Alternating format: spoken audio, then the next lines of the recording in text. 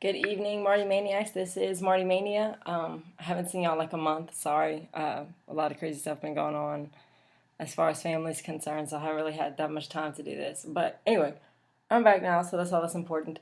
Um, the merch for tonight is old John Cena camouflage. I forgot what it's called. Shader Sweetheart, do you know what this hat was called? They had a name for that line that came out. That was all the army clothes. It was Chain Gang. Chain Gang. It's some like the Marines. Yeah, it was some like Chain Gang. I should like this out before you say Chain Gang. it. Battalion. Assault Battalion. Chain Gang Assault Battalion. Thank you, Straight Edge Sweetheart. She always, every time I need somebody, she knows what I'm talking about here.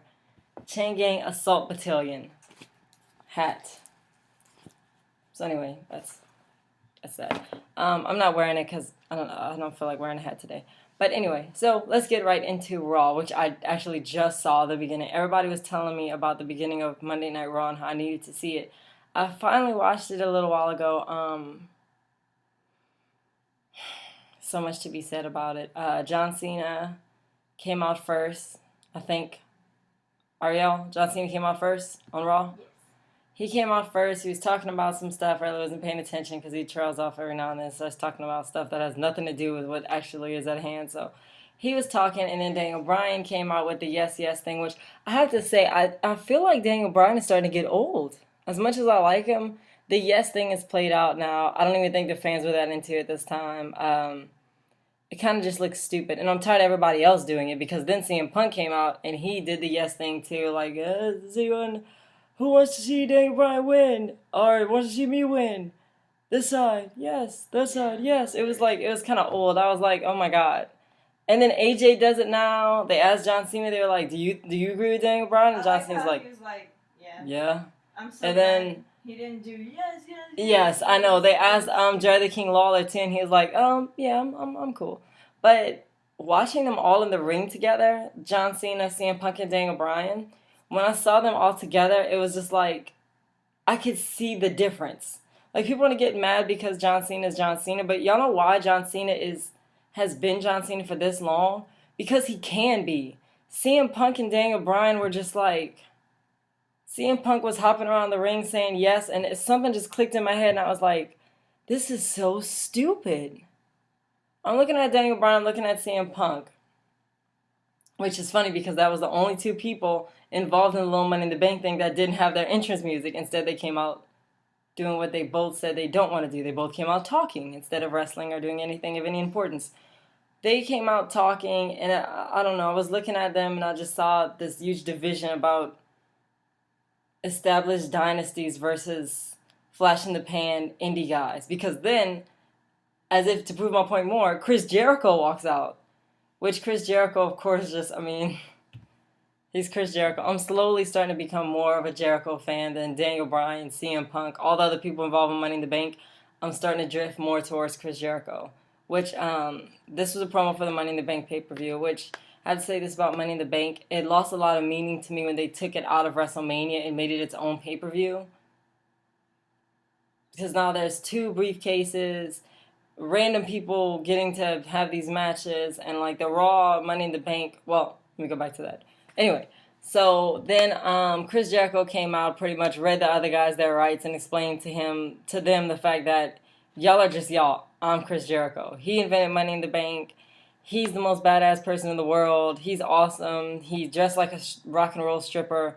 I'm not sure exactly why. CM Punk called him Bon Jovi. That was funny because his hair is blonde. CM Punk is just so aggravating to me. I'm sorry. I've been a fan of his for a long time, and I tried to stay a fan through this. I can't do it anymore through these pipe bombs. It's not funny. You're not funny. You're boring. You're not entertaining. You're not the best wrestler in the world. I don't know who gave him that title. I guess you guys on the internet gave it to him because he's not entertaining to me. Neither is Daniel Bryan. Daniel Bryan was, but I'm starting to wear thin on Daniel Bryan. This AJ thing is just killing both of them in my eyes. I can't. So anyway, whatever. Chris Jericho went out there. He did the thing with the catchphrases. Ever. I thought people forgot about that, but Jericho didn't. So he's out there. He read each one of them their rights. The first thing he says when he walks out is, "There's one thing that's true, CM Punk. You're still a wannabe." Damn, because I totally agreed with that. He said some stuff to Daniel Bryan about catchphrases, and then it's like after he got the little, not important people out of the way, he talked to John Cena, and that's when to me it became a promo. Which was sad about that is the fact that the two people that aren't important, the two people that's the most forgettable, the two people that are the most boring, they're not in Money in the Bank because they have a title match. What is wrong with the WWE right now that there's CM Punk, John Cena, no, I'm sorry, there's John Cena and then the Big Show came out. No, Kane came out and then the Big Show came out. And none of these, and Chris Jericho, these four people are in Money in the Bank. And then these little people that I can see people when I'm at shows saying, who's that? Those two people are having a title match. Look around the ring. You got Chris Jericho here. He's not wearing a shirt, but he's wearing a jacket. You got John Cena here. He's making lame jokes and being John Cena. You got Kane. He's very big, and for some reason he now has hair. And you got the Big Show, who is a bad guy, but he's still the Big Show. And these two are having titles.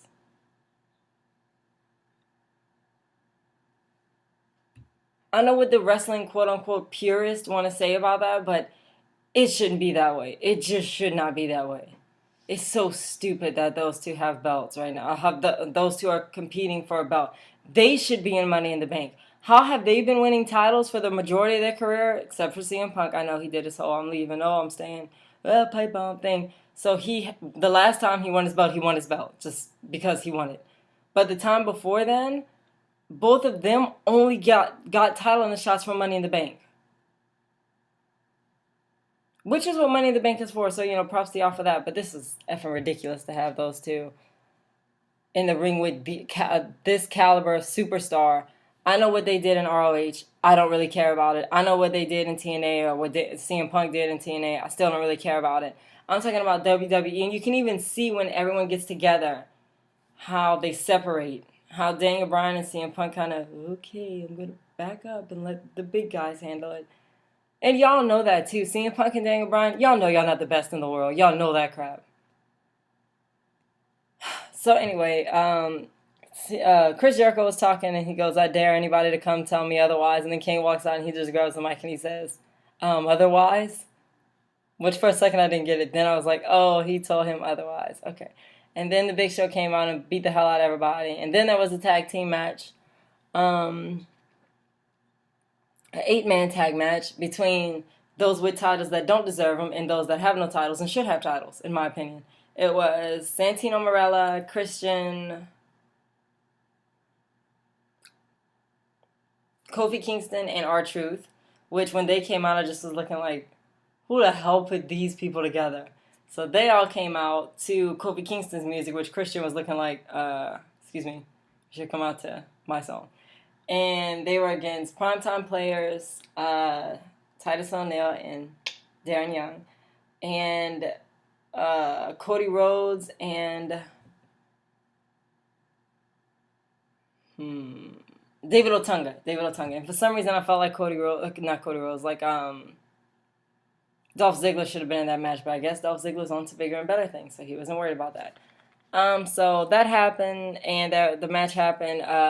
Almost all of the bad guys walked out except David Otunga, and then Brodus Clay, for some odd reason, unbeknownst to me, came out, and I don't know.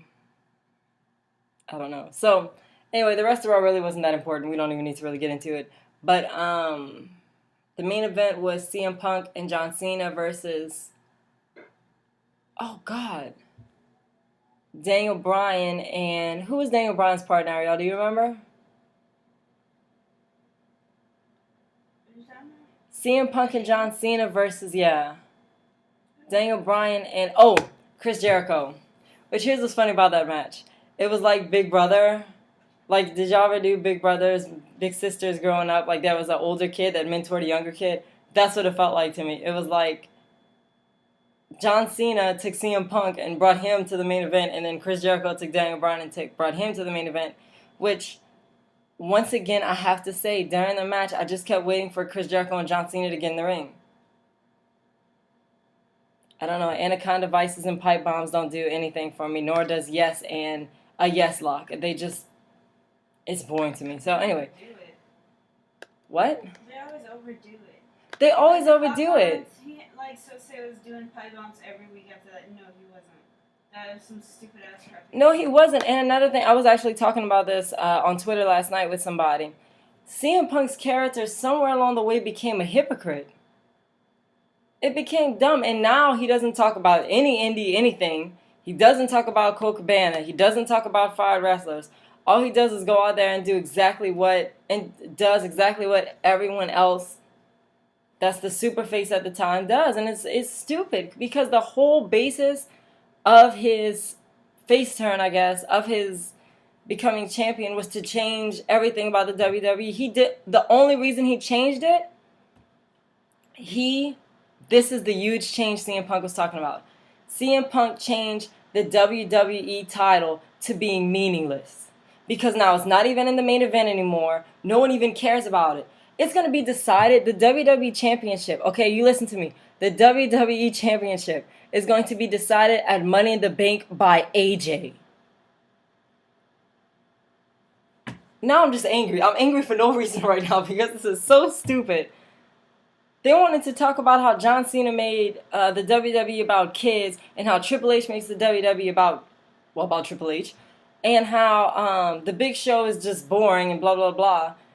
This is going to come down to the third place girl from NXT Season 3.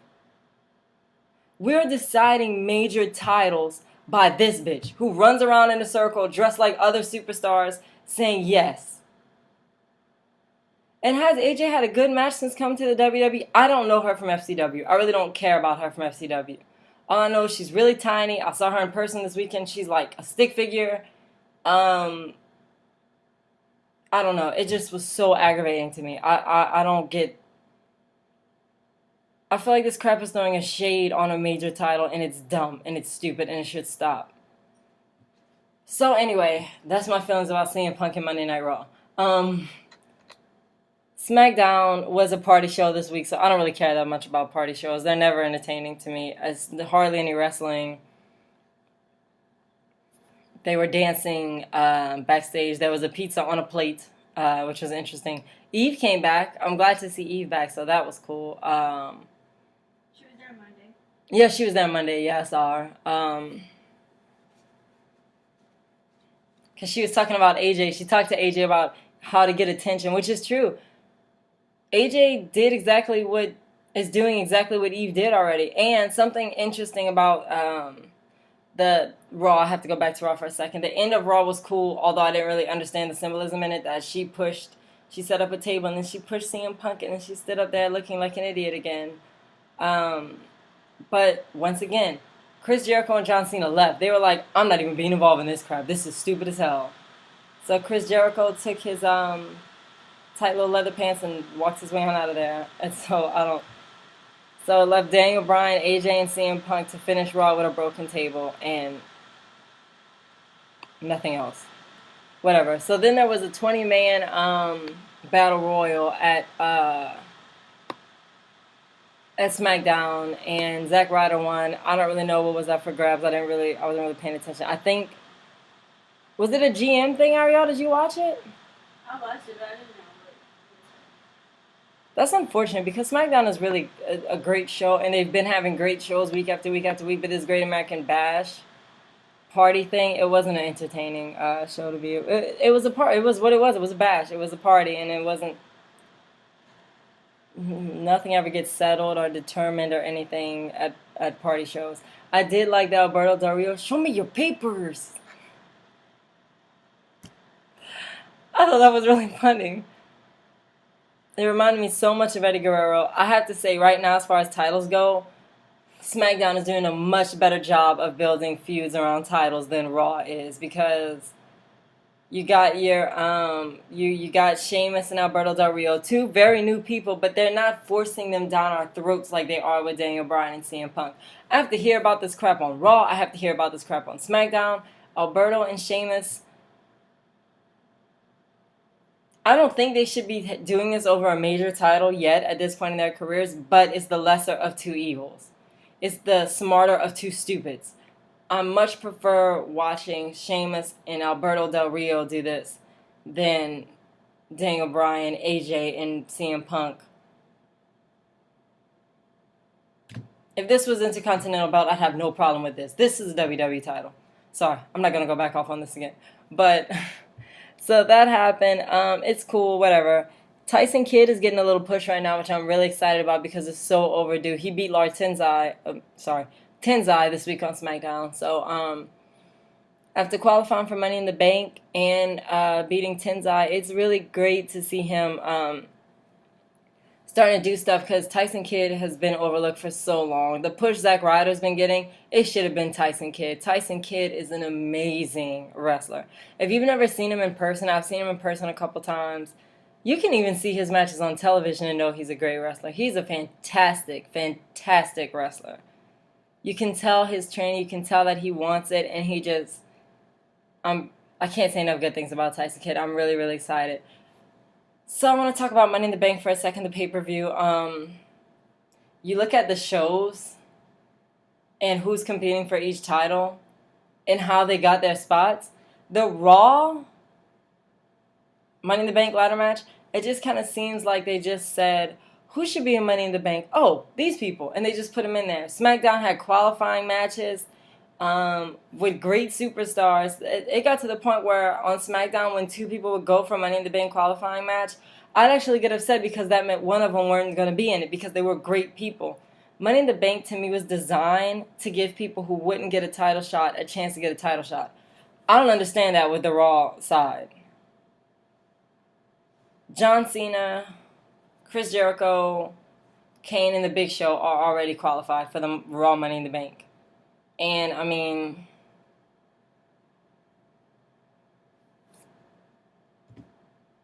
which one of those four wasn't going to get a title shot at some point in the game anyway? Either way, whoever wins is going to cash in. Hopefully they'll win their match and take that belt off of CM Punk because this is stupid. There was a random Twitter trending topic today that Cena is next WWE champion. I don't know. It's a possibility, but it seems a little too obvious, so they may make it. I'd like to see Chris Jericho as WWE champion. As long as he can stop himself from beating the hell out of Flags, I think he'd be a great WWE champion again. It's overdue. He hasn't gotten it back since his return, and I think it would be cool. I mean, Randy Orton's not the shoo-in because he's not there, so I'm all for Chris Jericho winning Money in the Bank, cashing in the same night on Daniel Bryan and CM Punk and showing them what the best in the world actually is. So I'm for that. As far as the SmackDown Money in the Bank ladder match goes, I actually don't even know who else is in it. I know Tyson Kidd is in it. They put on here superstars who are pure money, and it's a picture of Ted DiBiase, a picture of JBL, and a picture of Alberto Del Rio. That's funny. They have a picture up here as John Cena's big match debuts. And that is the worst picture of John Cena I've ever seen in my entire life. That thing looks terrible. Let's see. Okay, here we are. The World Heavyweight Championship Contract Money in the Bank ladder match will be between Dolph Ziggler, Christian, Tenzai, Santino Marella, oh god, I can't remember this dude's name, Damian Sandow, Tyson Kidd, and Cody Rhodes. Now, I know what people would say. Who in the hell in this group of people can be World Heavyweight Champion? You know what? Daniel Bryan, to me, couldn't have been World Heavyweight Champion. And he was. CM Punk, to me, at the time, shouldn't have been World Heavyweight Champion. He did it once, and not only did he do it once, he did it twice. And I remember the second time he did it, people were so upset. People were like, what the hell? Why would CM Punk get Money in the Bank a second time? Well, he wasn't Jesus Christ Superstar at the time, so people were actually upset about it. And then we have... whatever. And then when Edge won Money in the Bank the first time, I think Edge was the underdog in that match, and he won, and became Edge, and Edge was amazing and will always be amazing to me. So I'm going with, for this one, either Christian or Dolph Ziggler. But the boost is going to give the other guys, Damian Sandow, Tyson Kidd, and the rest of these kids, who is going to give them a huge, huge push.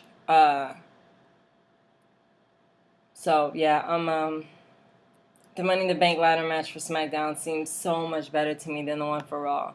Not that I have a problem with the guys in Raw. I mean, it is what it is. But I feel like Money in the Bank was designed for this group of SmackDown superstars to have a shot. So I'm glad for them. I hope Christian gets it. I hope Christian wins. I hope he cashes in and becomes World Heavyweight Champion, because it's so long overdue for Christian. It's a shame that he still has to be put with these guys, but it took Edge a long time too. That's how it used to be. People used to have to wait a long time before they got major titles. We couldn't go up there with 3 hours of ROH footage and become a champion. It didn't work that way. Now it does. I don't know. So, anyway, that's my thoughts on Money in the Bank. Me and Straight Edge Sweetheart went to, speaking of which, you know what? Hold on. I'll get back to that in a second. I'm going to throw it to Straight Edge Sweetheart for Outside Interference. So, Straight Edge Sweetheart. Hi, welcome to this week's edition of Outside Interference. It's been a while since we've done MartiMania, so I'm a little confused on some of my stories, but bear with me. Okay, first we're going to start off with David Otunga. He's going to star in the movie with Halle Berry called The Hive, so that should be interesting. I'm pretty sure he'll do a good job. I like the way he acts, so I think he'll be good. Eugene recently, well, the farmer Eugene, had a interview not too long ago, and he praised the WWE's wellness program, which he actually got caught for. So that's funny, but he got the help that he needed. He really was on some serious stuff, so that's good to know that the WWE is really into their wellness policy, and I'm glad that people who actually got caught on it like it. So that's really good to hear. John Cena is going to star in Fred 3 on Nickelodeon, so that should be fun. I heard he did a good job the first time. I don't know, never watched it. I can't stand the little Fred voice. It's really, really irritating to me. But the guy who actually plays Fred is really a cool guy, so that's different. It's funny that the person who plays is not cool. And yeah. Okay, funny thing is, Randy Orton is actually to appear on the cover of WWE Kids magazine, which is funny because he just got suspended for doing drugs. I think that was a big mistake on WWE's part. I know that you have to have everything planned months in advance, and you have to put it out fast or whatever, or you can't change it. It, goes into production. But I think that's a big mistake on WWE's part. I think they should have stopped production. Just throw somebody else on there. CM Punk is the champion. Just throw him on there. I mean, he's drug-free. That's how you got the title the first time, so why not another time? And then we have Sarah Del Rey to the WWE. She's apparently gonna go to the Divas division and train the Divas first, I guess, before she appears on TV. I don't know if she's gonna do both, but that should be pretty interesting to see, because I think our Divas been working pretty hard, and they've been doing really, really good right now. I really enjoyed the match I saw live, Natalya versus Layla, so that was good.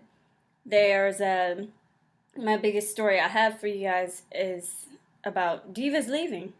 We know Kelly went on hiatus. I'm guessing she's not coming back. Then we have the Bella Twins.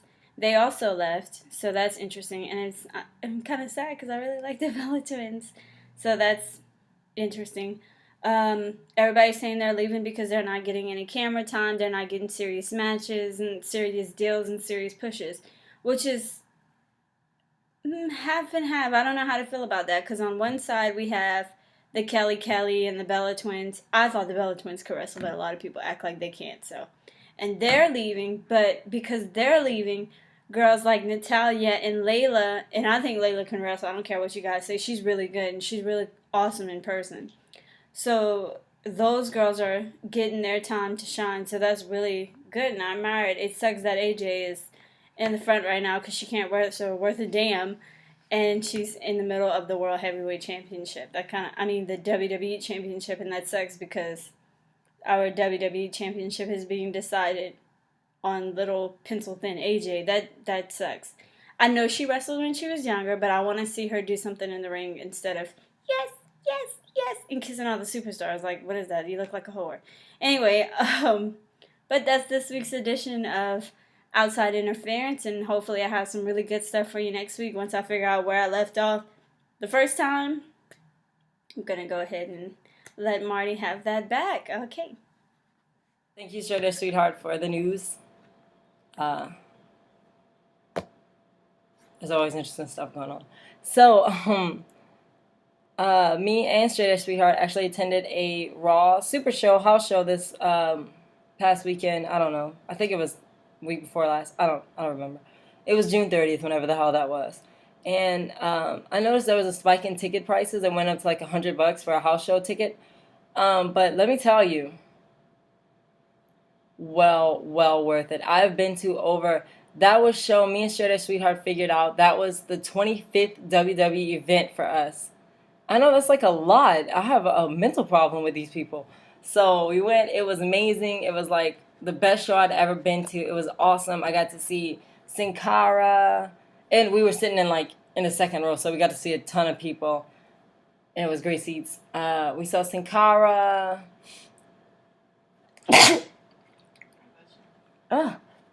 Thank you. So we saw Sin Cara. We got that all the way. CM Punk, Daniel Bryan, AJ, whatever.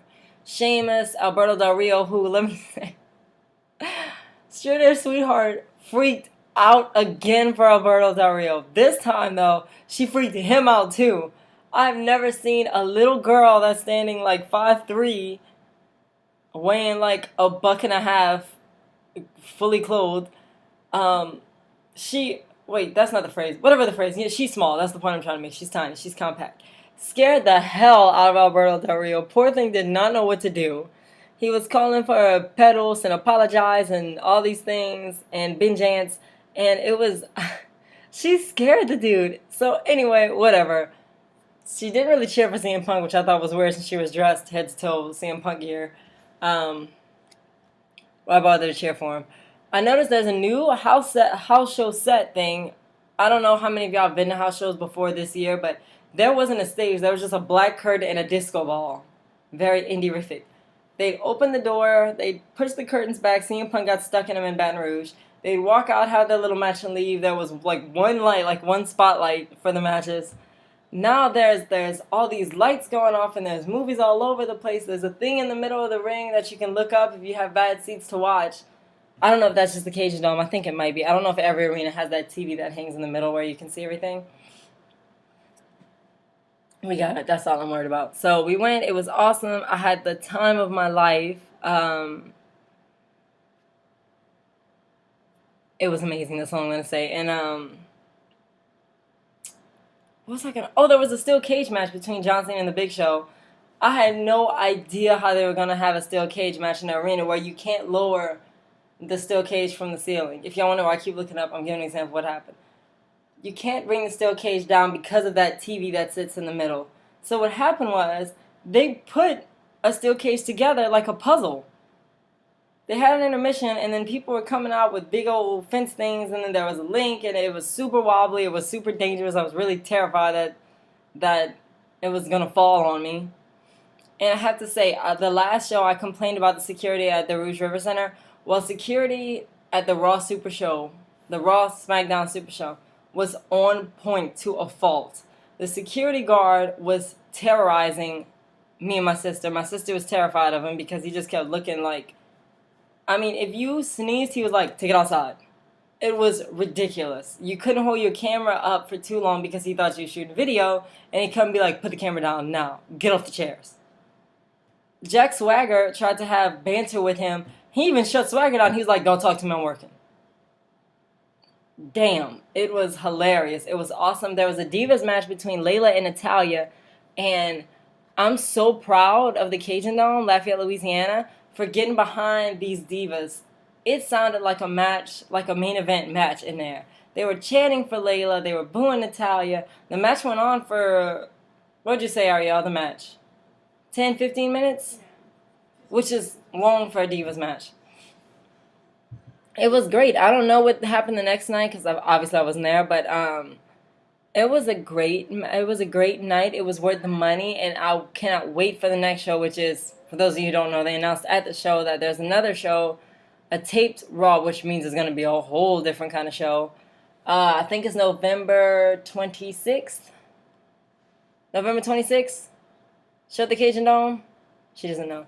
So, I'm telling y'all, Marty Maniacs, y'all can go online and look it up, because they already started selling some tickets. It's freaking July, but they already started selling some tickets. I didn't buy mine yet. I wait for the GP sales because I always feel like general public sales are the best seats in the house. They say pre-sale is, but no, it's not. It's a reserved area. Um, so you can never get past whatever the reserved area is for the pre-sale. So I never do pre-sale. So a little bit of information for y'all if y'all didn't know. Tickets go on sale September 15th. The show is November 26th. Get your Ticketmaster account ready because it's going to be a hell of a show, I'm quite sure. I think that's... Oh, the topic of the week. I forgot to talk about the topic of the week. The topic of the week this week is suspensions. Third strikes, wellness policy, all that stuff. Because Randy Orton is on his second... They say second. I truly believe third strike, but third strike, you get released. People are talking about how they may not bring Randy back, how they've been trying to get rid of Randy Orton, but they can't because I guess has some kind of magic over them, which is preventing them from just straight up firing him. I don't think the WWE needs an excuse to fire anybody. I'm sure they just walk up to you and say, you know what? You threw some meatballs, Randy. Bye. You punched them at Randy. Bye. You got suspended the first time.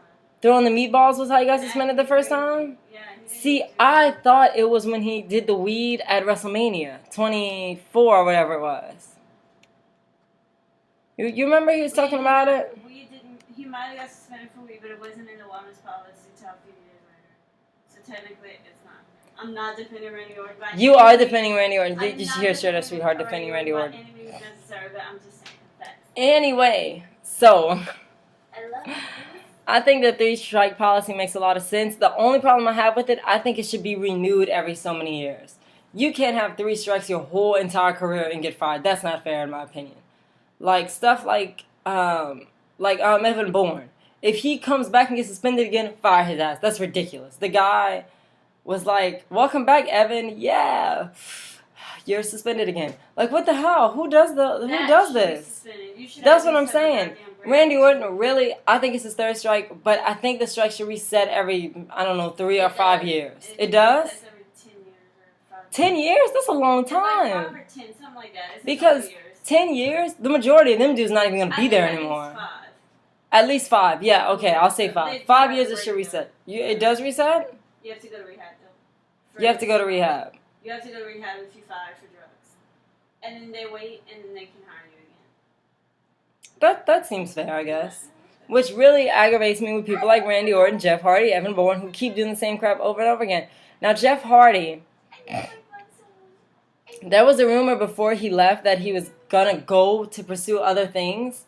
But I recently heard, and you can tell me if you heard this too, Miss Outside Interference, that Jeff Hardy actually did have a third strike, and that's why he got fired. Yeah. Oh, I didn't know that. I thought he was going to have a reality show on MTV. That never happened.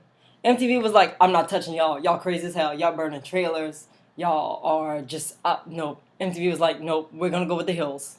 We don't need y'all. Keep that where y'all have. Put that in North Carolina. Leave it there.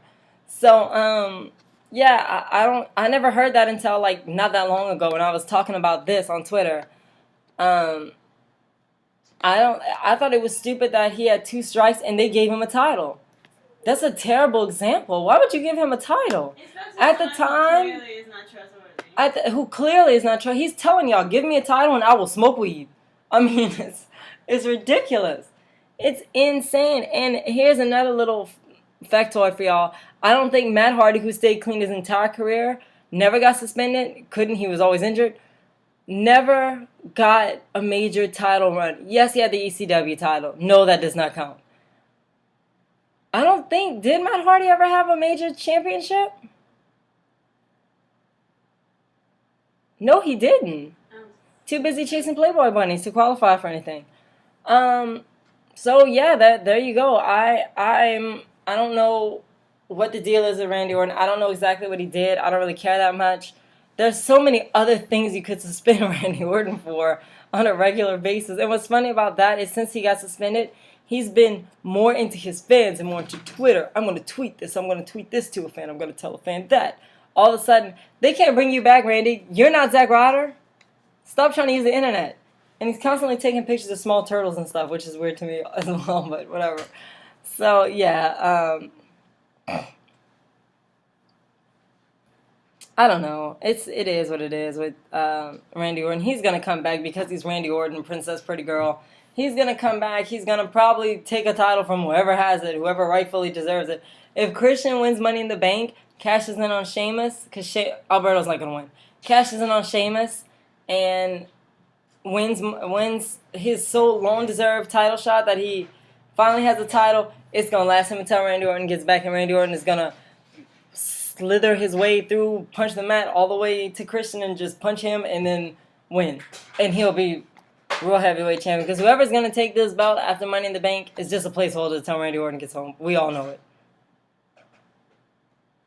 So, there we have it. So, that's it as far as MartiMania is concerned. Really quickly, I have to do something personal. We're not going to have any music. We're not going to do the try not to tap out of the Twitter tags or anything like that. My grandfather passed away on the 4th of July. So my family's going through a lot right now. So I just he was a wrestling fan too. I used to call him Eddie Guerrero because he really looked like Eddie Guerrero, which means now every trace of Eddie Guerrero for me is completely gone. But my grandfather reminded me a lot of Eddie, and he was a wrestling fan. Me and my sister were laughing last night at the fact that he used to call Batista. Not sure why. He loved John Cena. For those of you who don't know, we have family members who have been in the WWE, and he's close to them, and it's just a whole long thing. My family major events have revolved around WWE. My grandmother passed away on Monday Night Raw. My grandfather passed away after the Great American Bash. Or technically he did pass away on the Great American Bash, but they brought him back. Yeah, but Motherfucking phone. Dixie Carter again with this. So on that note, I'm gonna let straight her sweethead. Is that what CM Punk calls her? No, I'm kidding. Please don't say anything about it. It's a joke. So I will miss you, Papa Jimmy. I love you, and R.I.P. I love you. I miss you.